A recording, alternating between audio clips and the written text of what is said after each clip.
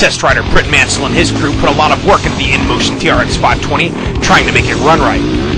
After all the initial difficulties that we had dialing in this Motion 520 engine, we met up with the boys from Motion and their dyno trailer at the end of the GNC series at Loretta Lynn's, where they made the final touches necessary to turn this blubbering monster into an all-out rocket. To test the potency of the Motion 520 engine, we went out and did drag races against the Curtis Sparks 450 kit.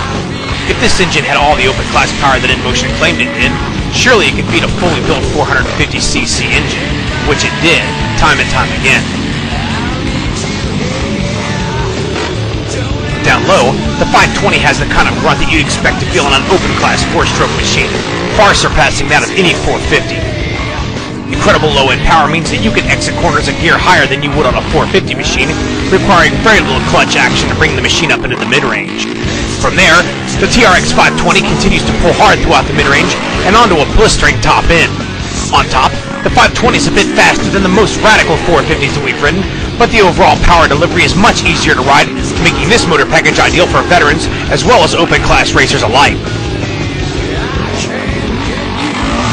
In the suspension department, we found the Elka Pro Elite Series shocks with Walsh linkage to be nearly flawless.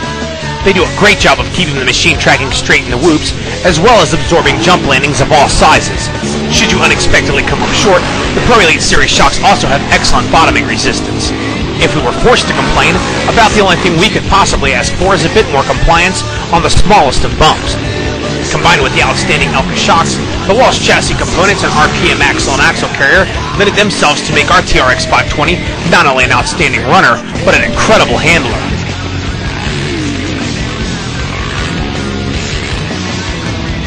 Gone was the stock tippy feeling of the 450R, and in its place was a much more stable and confidence-inspiring package. Adding to the overall handling package were the ITP whole-shot tires mounted on ITP C9 rims out front with beadlocks on the rear.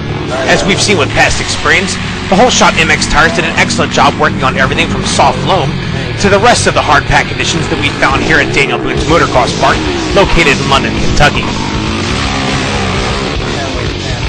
To give our project machine the strength to go the season, with the looks to match, we installed aluminum bolt-on components from Pro Armor, along with a graphics kit and carbon fiber components from Quadtech.